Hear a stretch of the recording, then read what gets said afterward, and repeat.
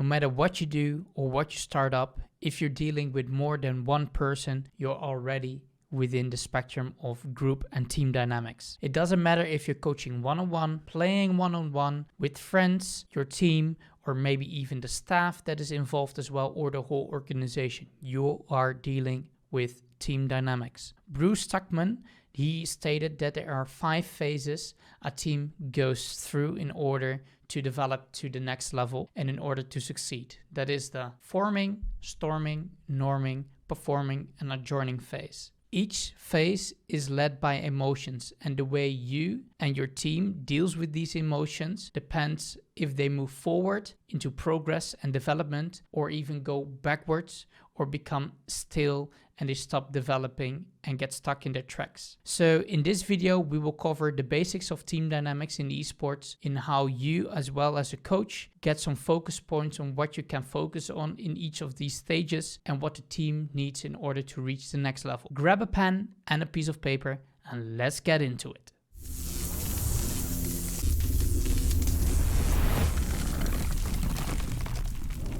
What is up, guys? My name is Donny from nextlevel-esports.com, the #1 platform for esports coaches and team development to help you and your team reach their next level by getting the people side of esports right. We often think that progress is linear in a straight line, but oftentimes it isn't. Just remember back when you are in a team, you all overcome certain hurdles and all of a sudden it clicks and you are skyrocketing towards the next level. Or maybe in your solo queue ranking, you are grinding and you feel like you are in a rut and you're not progressing. And then one day you wake up and something clicks and you instantly increase your rank like big time. This also happens within the whole team dynamics environment as well. So let's take a look at the team dynamics graph. This is the overview of how team dynamics look within a team or at an individual level. It doesn't always have to go like this. It depends on how good you are as a coach, or also the personalities and how adaptable every player is and how open they are to change. But oftentimes it looks very similar like this. So in the bottom side, as you can see here, we have the forming, storming, norming, performing, and adjourning phases, the 5 Tuckman phases, and above you see this roller coaster line. That's what I like to call it, the roller coaster, starting with new beginnings, denial, anger, fear, negotiate, acceptance, final confrontation, connection, and the zone. As you can see, when we start off as a quick overview with new beginnings, everything is fine and everyone is just connecting together with each other and we feel like a honeymoon phase. Everyone is excited, happy as well to start off together. But after a while, there's a bit of denial. We not want to break up the honeymoon phase. So the critics that we have, we keep it for ourselves, or maybe we talk to the player only, or maybe with the coach only. So we don't really speak out openly what we think of others, or some ideas that we find good or bad, or some things that we want to change. So because we hold those things back, we dip into performance because we're not reaching the potential. So anger starts to rise and conflict is there because who are you and who am I? What are your ideas, how to play the game, and what are mine ideas? So we get oftentimes into a conflict phase that is called the anger within the storming phase. And after that, we are looking for ways how we can adapt. And we are trying and trying, but we're still bumping into each other. So we get also a little bit of fear, or sometimes huge fears, like, am I good enough? Is my teammate, or is he going to perform enough? Or are we able to even win this tournament? Or are we able to reach our goals that we set at the beginning? So with all these fears, and we're trying and solving, we're dipping even deeper with the performance. Why is that? Because oftentimes we are focused on our own benefits alone instead of giving value towards the other teammates, or wanting to cooperate, or accepting some bit of someone's plan or idea or strategy. So we are more so focused on ourselves. But when we hit rock bottom, basically, we know and we feel like, I cannot do this on my own. We cannot do this as individuals. We need to work as a team in order to succeed and to build up the legacy that we aspire to at the beginning of the season, the competition or the tournament. So we start to negotiate, like, what is your exact role? How should we implement these kinds of structures, or the way we are communicating towards each other? What are our values? What are our beliefs within the team? And then slowly, it's a bit fabricated in the beginning, but slowly we reach the acceptance phase where we feel like, okay, you got your weaknesses, but also your strengths, and I value for that, and I can see you for who you are and what you bring in, and the same goes for me as well. So that is how basically up till this point it works. But then you think like, oh, when we reach this stage, do we just keep progressing? You could, but you could also be getting back at the beginning of the roller coaster and go back to the fear or anger phase. So oftentimes when we reach the acceptance phase, we talked a lot and the focus is about clarity, but there is a final confrontation oftentimes that is one or maybe some little things, or maybe one big thing that needs to be solved and spoken about because it's not clear, or there's some deeper frustration within the team or a particular player that still needs to get out and to speak openly about in order to succeed. If you don't handle these conflict phases well, you are probably going to get set back into the roller coaster, into the line. So you get set back maybe to the negotiation phase, or maybe fear starts to kicking, or maybe even anger. So it really is important that you handle those emotions and the underlying, the things that are not able to be seen with the naked eye or often speak about, that you have some spider senses on those topics as well, and that you bring them up within the team as well, so you can get over frustrations and conflicts, so you can move ahead. Once you resolved all the conflicts, also at the final conflict, then you are able to connect with the team. You get connection. You know that the process that you've set in stone is working. Everyone is on the same train, on the same page, and results are also following. So everyone feels safe, just like when you are at the train station and you're sitting in the train, and that feeling of like, is this the right train? Is this the right train? And then you get the feeling like, oh yeah, I made it. I'm here. I'm at the right train station. I'm in the right train. And you're only looking ahead of you. Like, what is there? When do I need to do other things and to get out maybe? And that is where we get to the zone where we feel safe with each other, and we're looking for new opportunities, new strategies to evolve ourselves to also reach the next level. And then and there is also the possibility for the adjourning phase, where we set new strategies or new challenges for ourselves, maybe a higher league if you got promoted, or maybe a different tournament, or maybe new goals for yourself. And that often starts the cycle anew, where you go back to the new beginnings with a new higher level or with a new goal, and you start it all over again. Also often that if you are within a team, you start with a bunch of players, and a lot of time the results aren't there, and a lot of teams get stuck in the storming phase. They cannot resolve their differences because they have no facilitating coach that handles the conflict well, or they don't have a coach at all. They are young, inexperienced, and they get led by their emotions and only looking at what they want out of it, instead of giving the things in order for the whole team to succeed and to order to everyone to reach their goals. So that is very important as well, and a big downfall within esports in general, that people cannot handle the conflict phase. If you can handle conflict phase well, you're off and set for the races and to get some good results. So this is a quick overview.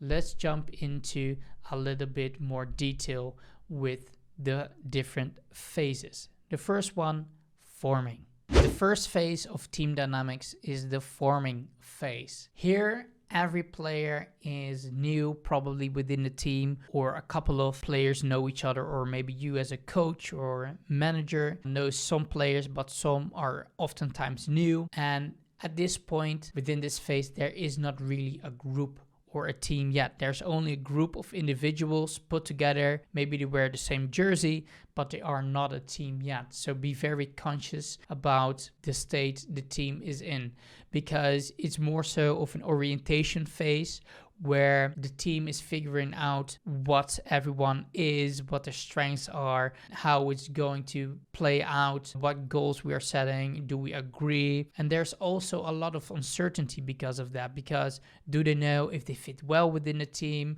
Are they able to play their own natural play style, or is there a coach or maybe the team that expects something different from them? So these are all uncertainties. That's beautiful. There are some certain uncertainties as well that are in the dynamics of the team already at the start of the season or the tournament. So this is often not seeable within the players, what kind of fears or maybe uncertainties they have, but they have them. They all have them, if it's gonna work out, if they're gonna perform this season, all these kinds of things. So the main question about this phase is, who am I and who are you? Basically, they don't know each other or the dynamics or the way they're gonna play. So they're looking for, what skills can you bring in this team? Are you good enough? Or also the question, am I good enough? What skills or what added value can I bring into the team? Also, what kind of doubts do I have? Maybe you have a very quick reaction about a player, how they behave, like in the first day already when you meet up together and you feel like, oh, that's a quirky guy. I'm not sure if I'm gonna work with him. So you have immediately already maybe some doubts about other team members or maybe about the coach. Is he knowledgeable enough? Maybe he's too funny, maybe too serious for your liking, can be anything. So you also want to find out, and some focus points for you as a coach is, what roles do these players fit best? So look into their play style. Do they like more traditional conservative playing? Do they like to play for their team? Are they like the individual star players and they want to be known for their expertise or their skill and they like to be in the spotlight? Or maybe you have a player that is more quiet, all these things. So ask how the players and the team, or maybe even you as yourself as a coach, want to present yourself. What do you want to be known for? How do you like to play this game? What are your own thoughts? So in that way, you also figure out, and the focus point is, what are your strengths and what are the others' weaknesses and also their strengths. So you can get a first game plan as well to start off with what everyone feels sort of comfortable about. Maybe oftentimes some changes have to be made in order, because not everyone can be like the star player. But oftentimes it's just like at the beginning, how do you like to play? How do you like to play? What are your strengths? What are your weaknesses? And then combine it in the best possible way that everyone agrees on, so you can move forward and slowly start to form, or at least try to form, a starting off identity where you can thrive and build upon. So the forming phase is also a good foundation to ask questions, to get to know each other, personal, but also on the mechanical skills, strategical skills, all these kinds of things. So doing quizzes, other activities as well, but also practicing, scrimming together is very good as well, to know what everyone knows and everyone knows what they got and they can bring inside the team. So what is also very, and the last important focus point for you as a coach, is blind spots. So don't only focus on the strengths. I always say focus on the strengths, but it doesn't mean you have to neglect the blind spots. So if, for example, someone is very good mechanically and he has a very good idea, but he's not the shot caller inside the game, he is not that good at leading, even though he might be forming in a certain type of role that he should develop some leadership skills, but in the beginning, don't push someone too hard where he's not good at, into talking, leading, or maybe be a shot caller, all these things. So also note for yourself and for the team members to know what their pluses and blind spots are. So you don't really get too much of surprise and you already get some points what to work on during the upcoming days, weeks, or during the whole split or competition. So that is the first phase of the team dynamics forming. The second phase is the storming phase, and this is the most important phase of them all. Why? Because although everyone has the same ambitions and the same goal to make the best possible split competition or tournament ever, or anything else that you've set your mind onto and you agreed upon as a team, the way to get there is different. And you need time to reflect on yourself, and you want to understand how people behave. So instead of from the forming phase, the attention is on the individual, more so the self. The attention is focused towards others. What are they doing? What are their thoughts? What are their ideas? How do they approach the strategies, the tactics, how to implement it? What do they think? Also differences in personality, how they communicate, how they behave. Are they very obnoxiously loud or maybe way too quiet, and it starts to irritate them? And a good thing to focus on to acknowledge, like if you are in this storming phase, is if people are starting to talk behind each other's backs. So instead of they openly share the criticism about a certain player, they go to you as a coach and they spread and they tell their worries or their doubts about the player, or that they find something very irritating that this particular player just don't want to listen, and maybe you can talk to him and all these kinds of things. You know and feel something is boiling up. And in this phase, it's very good for you to focus point on the relationships, how other players and yourself as well is going to connect with others. The sooner you facilitate this and to guide conflicts in a good way, sooner and faster, most of the time the team will progress into the right direction and it can move forward again up the line. Because they do this because they are irritated about something that they experience. They are still looking only at their individual perspective. What are the benefits for me? Not what you are thinking because you think wrong or that other player thinks differently.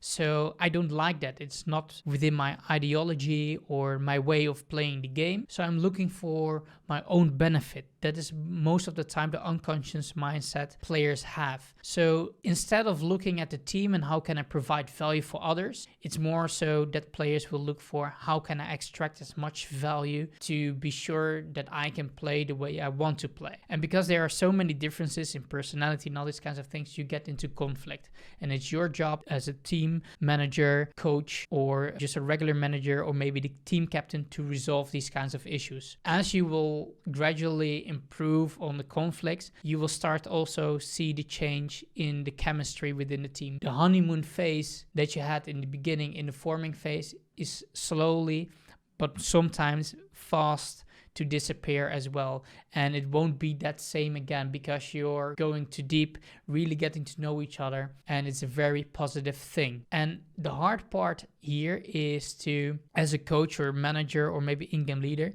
to force your own opinions on how things should be. The best way to engage within conflict in the storming phase is to listen, and then actually listen towards the players, what they are needing, without any judgment in how they would behave or how they should behave, but more so focus on where does that emotion come from, what do they need, and what kind of agreements can we make so we can connect the players together instead of moving and dividing everything apart.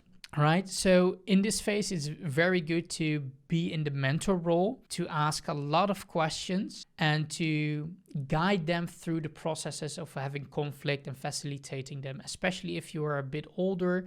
And as a coach or an in-game leader, it's a very much needed skill within a team environment to have as well. And this is also a thing that comes with experience, because you probably experienced the storming phase a lot of times if you've been around in competitive gaming or esports. But don't be afraid for conflict. Conflict is the place where the magic is gonna happen. Because you clash, you will oftentimes notice, or we have to break up, or we have to make up and find agreements, common ground. What do we share? What do we value? What can you bring in? What can I bring in? And then connect it all together in order to move forward again. So also the last thing is these players that are sometimes often the last to change within the environment or the culture within the team or they have different opinions and different perspectives on how things should be, and it kind of may be a bit stubborn. Don't ignore that voice or their opinions, because by taking like their minority wisdom and add it towards the majority of the votes and how things should be, you will have everyone on board to move forward as well. And those minority wisdom pieces often brings a huge change in how the team behaves and operates, develops, and in last stage is to perform. So don't neglect anyone, really focus on the relationships, how everyone behaves with each other, have a mentoring role, and then you have the best chance to overcome the storming phase and be a great team. Oftentimes, if you look at esports, the difference between an average team and a great team is this phase. So really dig down, understand this phase, and if you got any questions, comment down below if you got any situations that you want to talk about, and then I can reply to you to add some value as well, because there's oftentimes, and there is plenty of many topics to talk about around the storming phase, but that is for another video. So there you go, the second phase, storming.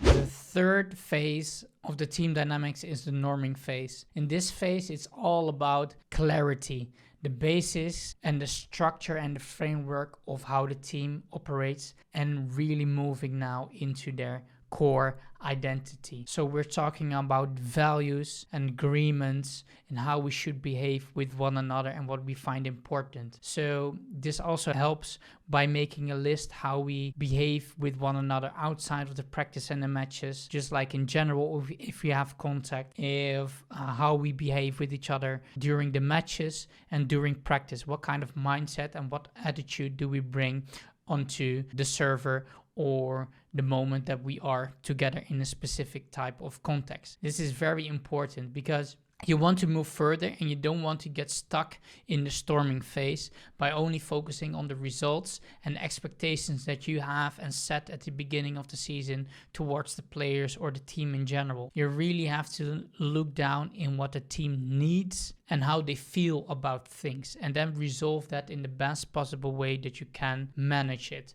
So if you're an in-game leader, a coach, team manager, or a manager, and you see these kinds of things, and it is very good to talk about what can we agree upon. And soon after a while, even though it's a bit artificial and clunky in the beginning, soon they will realize that they are not together to only for their own benefit, but they are together because they need each other. Because even though you have, for example, a star player that could be twice or 3 times as good as the rest of the players, it could happen, then he still needs the rest of the team, and he cannot only be extracting value from the others how he wants to play. He also needs to give in order to get him the spotlight and the shining stars upon his like play style and his mechanical prowess and all these kinds of things. So it's starting to slowly really going to look and feel as a team. In the beginning, it's a bit fabricated, but that is okay.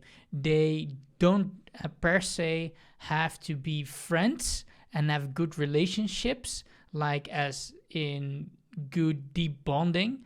That is a plus in this stage, but they just have to get along well and follow the rules and the basics. And in the beginning, it's also a bit of the fear that they might think, I'm not sure if it's going to work, but that is also your job as a leader, as a coach, in-game leader, or a manager, to instill that confidence that we're going to pull through if we agree upon these things, our values, how the way we behave with each other, and what is our core identity. So at this stage, you stop basically also experimenting how you want to play the game. You pick 1 or maybe 2 play styles. Let's say if it's very aggressive or maybe very defensive or reactive or proactive, all these kinds of things. So you know the framework and the structure, so you know the rules, and the players also know the rules how you and the team is going to behave with one another. If that is set in stone, then it slowly is going to rise towards acceptance and slowly getting into the performance stage. But to get there, you really have to negotiate and test the waters with the feelings and the thoughts that the players have in order to know what they actually need. So at this point, still from the forming, storming, and norming phase, you really didn't get a lot of coaching in, like how a trainer or a coach that you might imagine would do, because you're so busy with all the aspects and the processes and relationships within the team. Actually starting a coach and being the trainer and doing all the individual coaching and how they accept your information and they can almost instantly apply it towards their own game plan, is because after this phase they really trust you and they agree upon, and they will also see that results are slowly coming in because everyone is on the same page, in the same framework, and that is very beneficial for the game. So that is the most of the focus points of the third phase, norming. The fourth phase is the performing phase. At this stage, you probably feel like, finally, I can coach this team. You don't have to daddy or mother around about resolving conflicts or people talking behind each other's backs, or that one is sabotaging the game or a certain playstyle, or one person that really doesn't want to listen and other players are frustrated about it or they don't want to speak up about things. So at this point in the performing phase, you look for seeking the connection even more. How can you invest into the team more, the deeper bonding, and also doing stuff outside of the game even more. And they will realize that the team and the players in itself are more and are dependable on each other. They cannot go without in order to achieve the success or the greatness at this point that they already have. So they understand that they need each other. So they will also know and learn that they keep investing in towards one another and offer their own time and services into the team, because they know when I do this, I'll get even more for myself out of it. So basically the equation is giving is the same as getting. And they will forge their personalities even more. And the differences get resolved and they accept everyone for who they is. So maybe that obnoxious guy who likes to talk and say all the critics that he wants, they know where he's coming from. Or maybe you can say towards this obnoxious guy like, okay, Harry, calm down now for 1 second, and then he will listen to you because he understands the dynamic that he can be sometimes obnoxious or maybe too critical. And the same goes for the quiet guy, that he maybe sometimes need to be lifted up, like, hey, come on, Jerry, please speak up your mind as well, we talked about it. And he'd be like, yeah, you're right. And then he comes with all his stories and being very open. So everyone knows each other and connect way better than all the stages before. And this is very important because just like you as a coach, and every player has like an emotional bank account, and they need also their compliments as well. It's not only being criticized by others, but sometimes also like, hey, Harry, Jerry, good job. I really like that play. I really liked how you communicated towards the team. It's a sign of leadership. You have so much improvement in the last couple of weeks. I'm so proud of you, all these things. So they will basically metaphorically walk and play with their back straight, being proud of who they are and how far they have gotten with their team. And while we are still moving further into this zone and having the connection, they will know how easy it then is to get into the zone where everything goes basically effortless, and they can communicate in very practical and unconscious ways, that they only need to call out a specific word or a very short sentence, or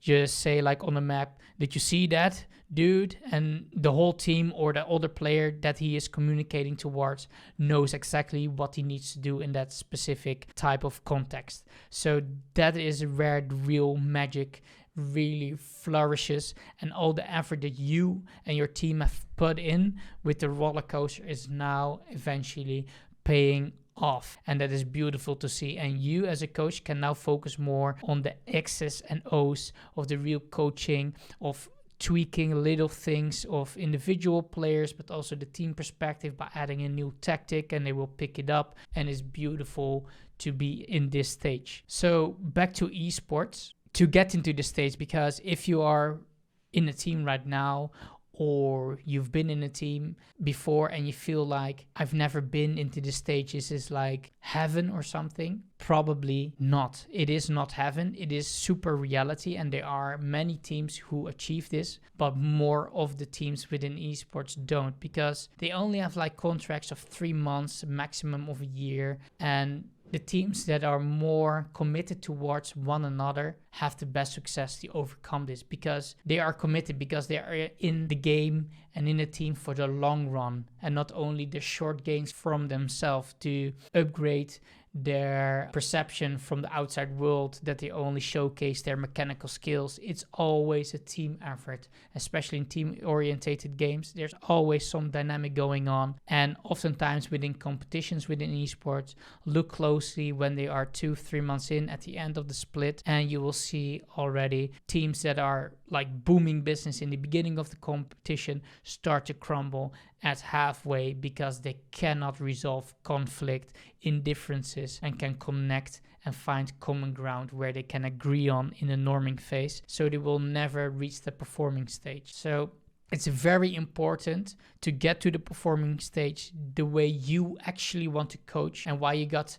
into the coaching craft or the art. What I always say as well, I think coaching is an art, is you have to first ride the roller coaster with all the emotions, the ups and the downs, and putting in effort and creating an open and safe environment for everyone to speak up, to get to the performing phase where you can actually do one of the most biggest damage in a positive way as a coach that you actually envision for yourself. So to get even further into the zone and to develop it even more, let's say you are committed with a couple of years or maybe several splits and you already are winning. This is also a perfect stage to apply new strategies, new tactics, to keep things fresh, to keep players in check so they stay motivated, stay engaged, and they are on the right level as well of improving and still getting the winning mentality and results according to it. So your job as well at the ending of the graph of the connection and the zone is also implementing new things. And then we slowly start to lean into the last phase, the adjourning phase. But to round this off, this is what performing in a nutshell looks like. The last phase of the Tuckman team dynamics model is adjourning. This is a moment in time where it is probably the end of the season or contracts are about to end and people are moving in other directions than the team they are in. So maybe you get a promotion or demoted depending on whatever happens, and things change. People maybe retire, or they move to another league, or they go to a foreign country to compete there. It can be anything. And adjourning is about leaving things behind in a good manner, reflecting on the season, the things that they've learned, the positives as well, and how they are going to take it onwards into the future, into the next season as well, with maybe new teammates in a new environment, all these kinds of things. So it is also good how good you start off the season. It is equally as positive and good to end the season on a good and professional note. So not everything that just breaks up and just everyone just scatters and do their own thing. If it's a good result or bad, it's also good to reflect upon it and look for new ways, new challenges ahead. As well for you as a coach, maybe you've coached one split or maybe two or maybe even longer, and it's time for you to move on towards the next level or a new challenge that you want to do. So adjourning, it's all about leaving, but also leaving in a good way, in a positive manner. And after you've done the adjourning part, we go back to the forming part. So you're probably in a new environment, a new team, new challenges ahead, new personalities, new problems, all these kinds of things. So it resets you back to the forming phase. If you are sticking with the same team, let's say you as a coach and maybe 3-4 players, but maybe one player is leaving because he's retiring, he doesn't really fit into the team, it can be any reason, doesn't really matter. But when a new player comes in, that changes the whole dynamic. dynamic, because you still have to be confronted with the ideas, the culture of the team, or maybe the organization. So we start back at the forming phase. But there's also a way to move faster when you are more with the core set of group together, is when you have a good negotiation phase. That is the values, how you behave with each other, and the framework that you set up that is clear. If that is still clear and still there and the majority still believes in it, it is possible to move further and faster across the team dynamic graph as well, because a lot of people agree as well, and maybe some here and there, some changes or tweaks are necessary for the others to feel at home as well. But it also depends on the personalities, the way the situation and the context of the team or the tournament is in, can be a lot of reasons. So that is something to look out for. So if you're really serious for the long run, be sure that after the rain, there's always rainbows and sunshine if you do it right, confronting and facilitating the differences within the storming phase and building up a framework and an identity with values and beliefs that you can hold on to as a team. That will make you the fastest improvement towards a new team as well. But if you start off from scratch, you have to build it up again. But as with everything, if you got experience with the whole dynamic and all these phases that you run into, the more you've been through those phases, the faster you can see what the team needs, in what stage and what phase the team is at, so you can have different focus points and facilitate different tasks and priorities within your coaching as well. So there you go, the 5 phases of team dynamics so far. And that is it, guys, the end of this video about team dynamics and the 5 phases. I hope you learned a ton, even though sometimes it can be a bit shallow. There's so much more in depth about this model and focus point for you as a coach, but it's just too much to capture it all in one video. I think this video is already pretty long as well, so if you stayed around and took your notes just like a champ, thank you very much. You're on your way to become a great coach. If you skip to this part and you feel like maybe you already know some parts as well, that is good as well.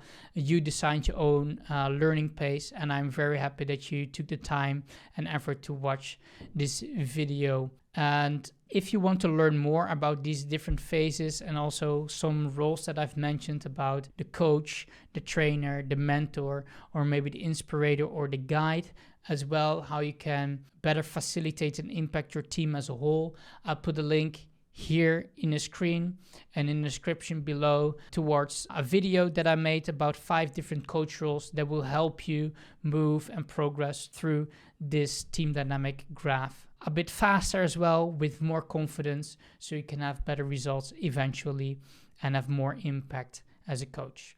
So thanks again for watching. If you liked this video and it brought you some value, I would highly appreciate that you like the video, so we'll get into the algorithm of YouTube as well. Also, subscribe if you haven't yet and you would like to learn more about coaching, team dynamics, or just team development in general, how you can become a better team player and coach. And also hit the notification bell if you want to be one of the first guys that want to get notified when a new video is up. I always post on Monday, Wednesday and Friday with a new in-depth piece of content for esports coaches or team development, so be sure to check it out. So that is it. Once again, thank you very much for coaching, and see you guys next time.